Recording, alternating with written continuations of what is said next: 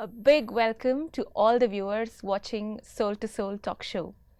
On this episode, we have an eminent personality from Australia, Brother Charlie Hogg, who has had a formal education in architecture and has been a member of the Brahmakumaris since the past 37 years.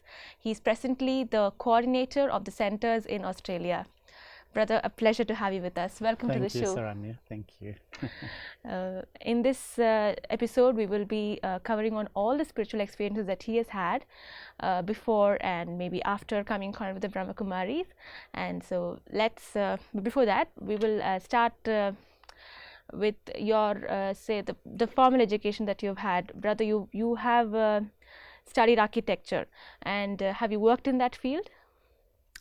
No, actually, Saranya, I grew up in Melbourne, and I went to Melbourne University, and I did architecture, but I think even as a young person, I was very interested in philosophy and spirituality.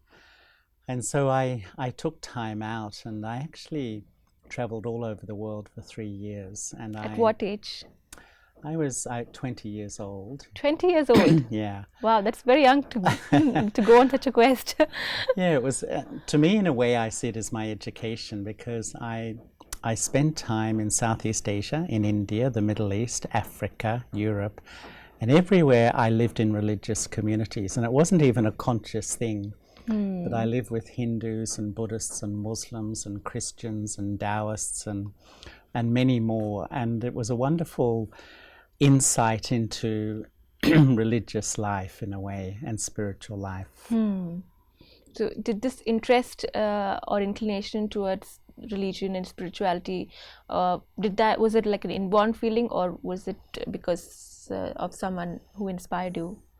To be very honest with you, when I grew up, fundamentally all religions are in Australia, but the main one is a Christian religion. I went to a Christian school, and when I was 13, the tradition is that you are confirmed in the church. That's the language they use. So it's like a formal entry.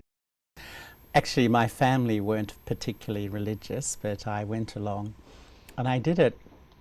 I went along for maybe 3 months or so, but when my family asked me, what have you learnt? To be honest, I said, I think I'm an atheist, because I found it very hard, very hard actually to understand the concept of God. The concept of God was very much that God is a very authoritarian, punishing, judgmental personality.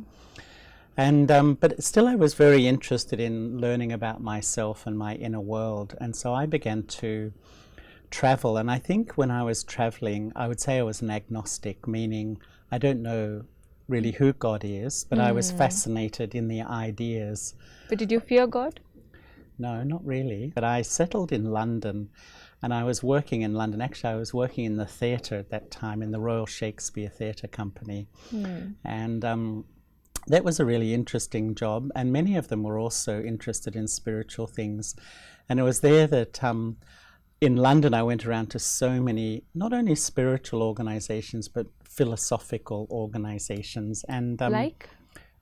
Like? Well, there was a group there called the Philadelphia Association. And the Philadelphia Association was the latest thinking in psychology and psychiatry at that time. People like Aldous Huxley and really the great sort of psychiatrists who were trying to understand the human psyche from a scientific perspective. So I was sort of coming from the scientific side and the spiritual side. But and it's actually then that as I was moving around, I came across the Brahmakumaris.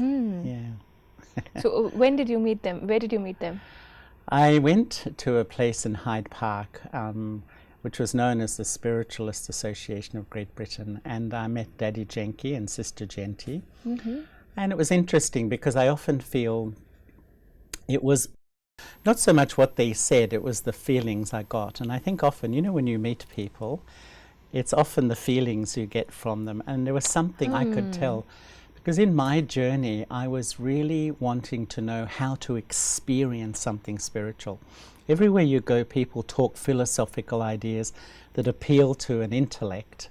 But I wanted to know, how do you really taste and feel peace? And actually, it was It was really when I saw them, I could see the way they were behaving, and in their face, I could feel that they had something. So that's why I went along and practiced or learned meditation from them. I had been practicing meditation, but I learned the Brahmakumaris style. I think that's today people want to see. There's so many clever people with clever ideas that are very articulate. But I think I noticed where I mean, I'm based in Australia, but I've traveled everywhere in the world. People want to experience. They want a different feeling in their mind and their heart. They want to taste something. They just don't want to believe in a philosophy. And I actually feel, what I notice in the Western world, most people grew up with a religious background. Really, most did. But they've gone away from it in their professional lives. And they want to return with a spiritual outlook, not just a set of beliefs, rigid beliefs, but they want to have a practical way of experiencing a higher state of consciousness, experiencing God. And I think we have in Australia, the Brahmakumaris have 3 retreat centres. Every weekend they're full, completely full. And we have people from every corner of the world and every religion coming every weekend, and they love it because we make it a very experiential program. You know, so they feel different inside. So is this knowledge that is given by the Brahmakumaris, is it very easily acceptable? Definitely some. I mean, I started in London, but after 18 months I went back to Australia. And so while I was there, since I've been there, I think I've taught meditation in organizations, in companies, in schools, in hospitals, in universities, in Parliament House to politicians. And these are Australians. Meditation has an extremely good reputation. It has a good reputation because people know that they've lost control of their mind. No matter how educated they are. You know, I met one man in Australia recently. He's a billionaire. And you know what he said? He said, I've been totally successful out there and a complete failure in here, in his own words. Never he said, I'm not happy. I'm not a happy person. So it can answer, the need for any person. It can, but as you know, everyone is different. Everyone is different. It's not what everyone is looking for. But I think, generally speaking, people want to develop more understanding of their mind, their feelings, and more control of their inner world. Because I think I did a speaking tour in Australia maybe a year ago with a man who was a very successful businessman, but became very depressed, completely depressed. And when he came out of his depression, he wrote a book. And he got many famous Australians, that's sporting people, politicians, business leaders, to write about depression, because in his talk he says 1 in 4 people is suffering from depression in our world, whether it's India or outside, same everywhere. 1 in 4, it's like an epidemic. Right. And in psychology, depression is like a sadness that my dream in life hasn't been met, to be loved, to be valued, to be accepted. But spiritually, depression is like a mourning for the loss of my true identity. You know, I live my life, but who am I? You know, and even the Christians, they know they're a spirit or a soul, just like people from a Hindu background, but they don't experience it. Same thing, you know, it's just a belief. Yes, there's a mention of the concept in these scriptures. That's right, yeah. That they don't experience. Don't experience, yeah. So as a teacher of this art of Raj Yoga and the spiritual knowledge, when you're teaching this to others, are there any concepts in this that people find it hard to believe or accept? And once again, because the society in Australia and is a very, very multicultural society. So you get every type of view. Like 32% were born outside the country, and then another huge percentage, their parents were. So you get such a variety of people. So it's a variety response. The idea in the Brahmakumaris view, we teach about the self, the idea of the soul, virtually everyone accepts, and even the supreme soul. The philosophy of karma, people like. But when it comes to the journey of the soul, reincarnation, it's different. You know, once I was in Chicago, and I was actually in the audience of the Oprah Winfrey show. I was there, okay. and it was the 31st of October, Halloween, and she did a show on reincarnation. And so she asked the audience, it was maybe 100 people, who believes in reincarnation? And you know, it was exactly 50% did And to the person, and 50% didn't. You know.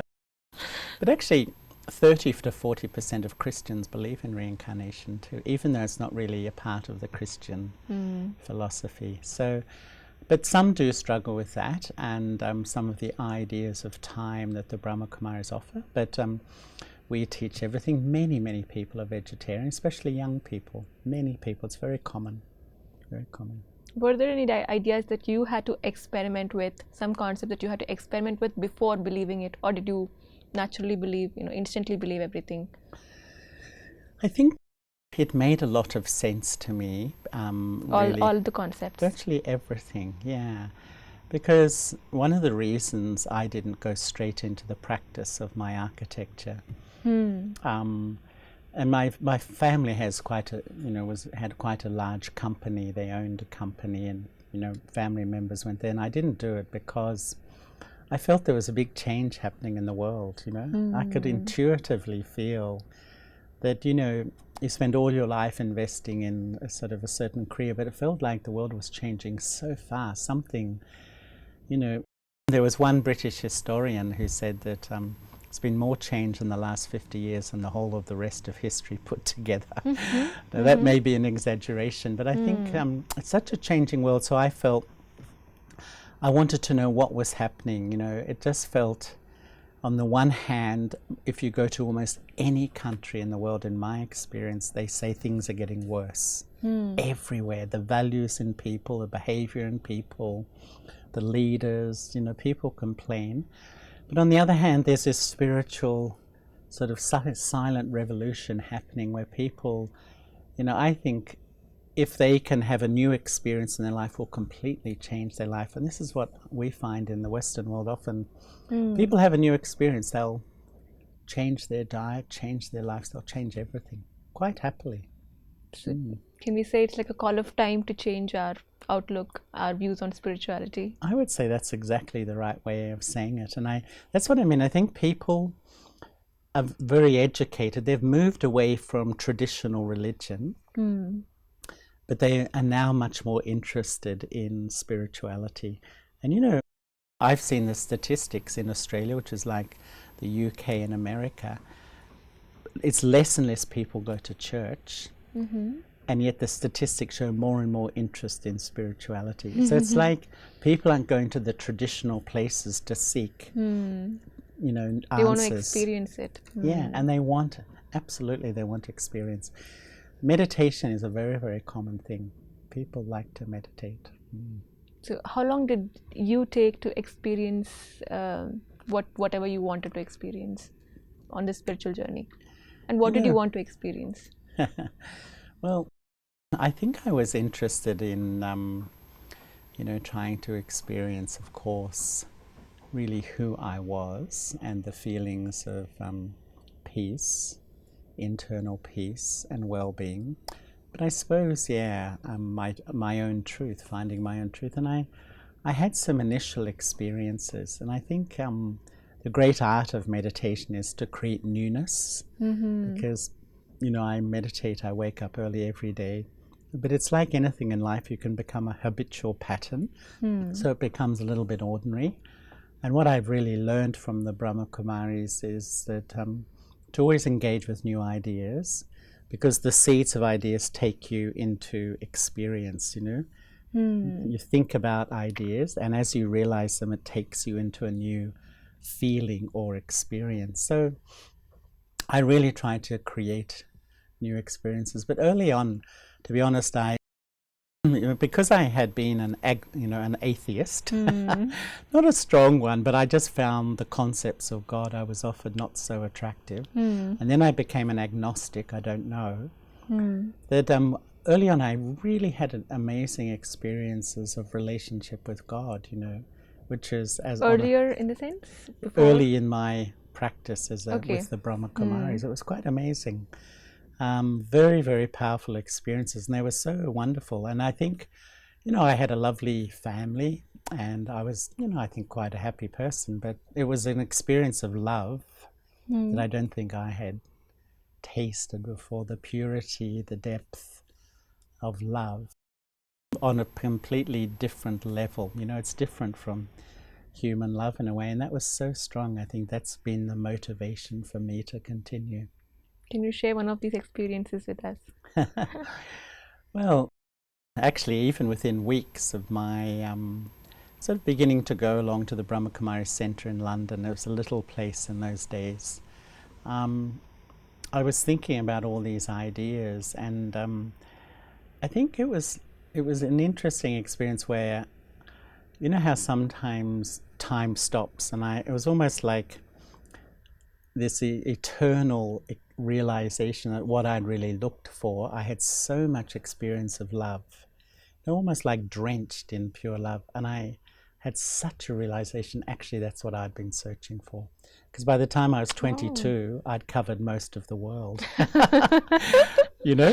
And my external journey was really an internal journey, to really, and when I had that experience of love, I just knew this is where I belong, this is who I am. I know it's not for everybody by any means, but I felt extremely comfortable, and I've never had another thought since. It was interesting, even as a young person, I've always believed in reincarnation, but I felt I'd experienced a lot of things in the past. I wasn't wanting to really get out and make millions of dollars and do that sort of thing. I was more interested in finding my truth. So, brother, these beautiful experiences that you had, as you shared in the beginning of this journey, how did it affect the relations that you shared with your family? Did it strengthen, or did it create a gap? Or Well, as I said, I was living in London. My family's in Melbourne, so I was on one side of the world and they were on the other side of the world. But they're very open-minded people. I mean, since I was young, my grandfather had a textile company, and they used to buy all the raw materials from India, Pakistan, Africa. So each year my father and uncles would spend a month or 6 weeks all over India buying up materials and things. So, family had quite a connection with India. Yeah, quite a strong connection with India. I had been, even when I was younger, much younger, I always preferred vegetarian food. And so as soon as I actually started traveling, I became a vegetarian. So, and they're very open, they weren't really difficult at all. In fact, quite supportive, I would say. I've got a big family, and I'd say most of them have done meditation courses and things like that. They're not against it, put it that way, but they don't follow it also. My father has visited Mount Abu, and my sister, and some aunts and cousins and things like that. So what are the physical, say, things that you had to abstain yourself from? Did you have to change your lifestyle completely when you started this journey? When I was a teenager, a bit older, yeah, sure, I used to drink and smoke a bit and do all that sort of stuff, parties. But I think, and like a lot, that's often a thing you do at that age. But I'd already sort of lost a bit of interest in all that, because it was a bit superficial. But, as a young person, you sometimes just... So, yeah, for some years I was, really into all that sort of stuff, partying and all that. But I think after, even when I was about 19, 20, I decided that I was much more attracted to these things. So slowly, my diet changed and all that sort of stuff. It was never that important for me, but yeah. And did your friends accept this change in you? Did they, or what about the friendship? Did it affect the friendship that you shared with everyone? Once again, I think a lot of my friends were interested in these sorts of things, but some of them, definitely when you have different interests, your friendships do change. And so, yes, I mean, I still am friendly with some of them, but I definitely have a different group of friends perhaps now. But I'd say, I think people, one thing I think people try to accept difference, you know. I feel anyway that most of them have been okay with me doing what I am. Maybe they think I'm a little bit different. And do you find this lifestyle more enriching and more purposeful than your previous? Yeah, I mean, it feels very natural for me. I love it, you know, that's why I do it. If I wasn't liking it, I don't think I'd do it. And I think that, you see, when I studied architecture, as I traveled, my thinking was that I would go back to university and study something and join a United Nations organization somewhere in the world, in a third world country or something like that, and try to help. So, you know, that was really my thinking. And but when I began to meditate, and it changed my mind so much, my mind felt so different. I really thought, well, this is what a lot of people need. So, I suppose I've put a lot of energy into not only practicing myself, but also teaching people in a language they can understand, you know, in Western countries, about what meditation is and why it's beneficial. But you don't have to convince them much. The people are interested, very interested.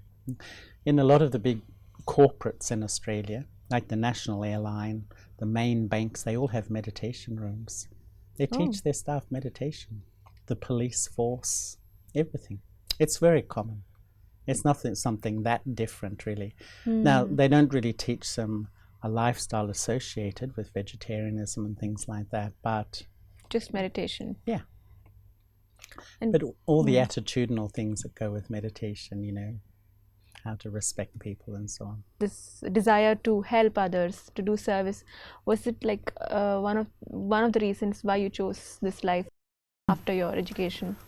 I think so, you know, because I think there's like a like I was saying, an epidemic of depression, and I think people have lost meaning in life. You know, people live their life so superficially, quite frankly, wherever you go in the world. You know, it's a superficial life, just go out, have fun, but people aren't inside. You know, it's no real substance or meaning or purpose to life. People are empty, and the emptier you are, the more you run around, you know.